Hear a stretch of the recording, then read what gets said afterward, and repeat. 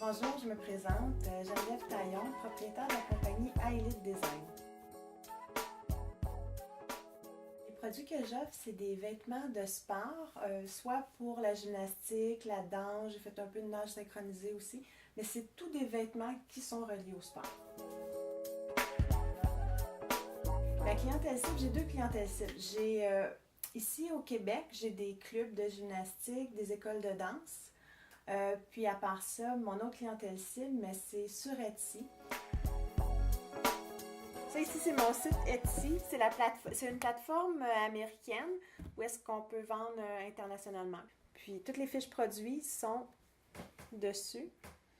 Fait que les gens ils peuvent aller choisir ce qu'ils veulent, puis ils l'achètent. Puis ce qui est bien, c'est qu'avec Etsy, tu es payé avant d'expédier ta marchandise.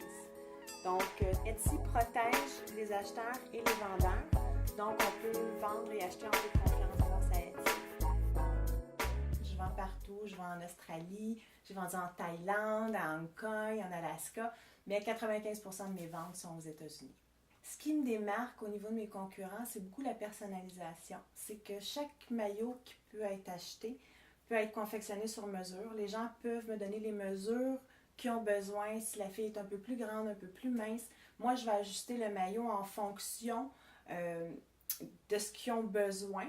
Puis aussi, ils ont le choix de pouvoir écrire le nom de leur fille ou un texte ou quoi que ce soit sur leur maillot. Donc ça peut être vraiment, vraiment personnalisé. Pour l'instant, je travaille seule, mais j'arrive à mon maximum de capacité de production. Fait qu'éventuellement, oui, je vais avoir besoin d'aide en sous-traitance. Je vais être obligée de délaisser un peu la couture parce que j'ai beaucoup de relations avec le client à faire, j'ai beaucoup de développement de patron, la coupe, tout. Ça fait vraiment beaucoup pour une seule personne. Il fallait que j'arrive à ce niveau-là pour dire oui, maintenant, je suis prête à engager quelqu'un. Toute ma vie, c'est ce que j'ai voulu faire. J'ai fait mes études au Collège La Salle en mode. J'ai travaillé 25 ans, plus 20 ans comme dessinatrice en entreprise. J'ai voyagé partout en Europe, aux États-Unis. Je travaillais avec la Chine. C'était tous des produits qui étaient en importation. Mais c'était beaucoup plus technique ce que je faisais. C'était vraiment comme de la communication, on faisait les dessins, tout. Mes intérêts, c'est sûr que c'est la mode. J'ai beaucoup d'intérêt pour la mode, pour l'art, tout ce qui est beau. Mais j'ai beaucoup d'intérêt pour la mode, mais je suis pas fanatique à suivre toutes les tendances. Moi, ce que j'aime, c'est quelque chose qui est beau. T'sais, même si c'est pas ce qui est dans la mode actuelle, c'est vraiment d'avoir un beau produit de qualité.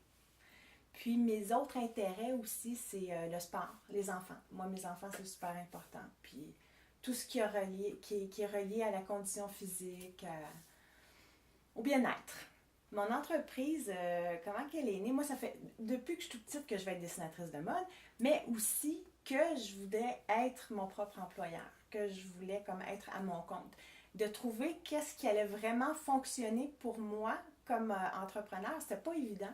Puis ma fille a commencé à faire de la gymnastique, puis je trouvais pas de maillot à mon goût. Fait que je me suis dit, bon, ben, je serais peut-être due pour commencer à les faire. J'ai commencé à faire les maillots, puis de fil en aiguille, j'en ai vendu avec aux filles avec qui elles faisaient de la gymnastique. J'ai eu un contrat pour le club de gymnastique. Fait que ça a monté comme ça, tranquillement, pas vite. C'est vraiment sur un long processus que j'étais arrivée à dire, bon, ben là, oui, vraiment, je me lance, puis c'est vraiment ça que je fais. Ce que l'ASP, le lancement d'entreprise, m'a apporté, c'est de me donner confiance, de dire oui, moi aussi je suis capable.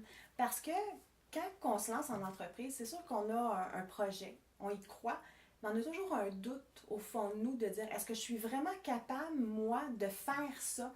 De dire je suis assez bonne pour faire ça.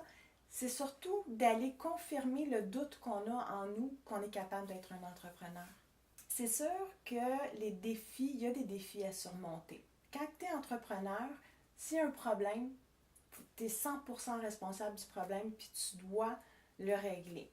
Moi, je dirais qu'un jeune qui veut se lancer en entrepreneuriat, ce qui est très important, c'est d'être passionné puis de vraiment croire en son projet. De dire qu'on est capable de faire ce qu'on a envie de faire. Moi, je pense que si on a envie de faire quelque chose puis on y croit, je pense qu'on est capable de le réaliser.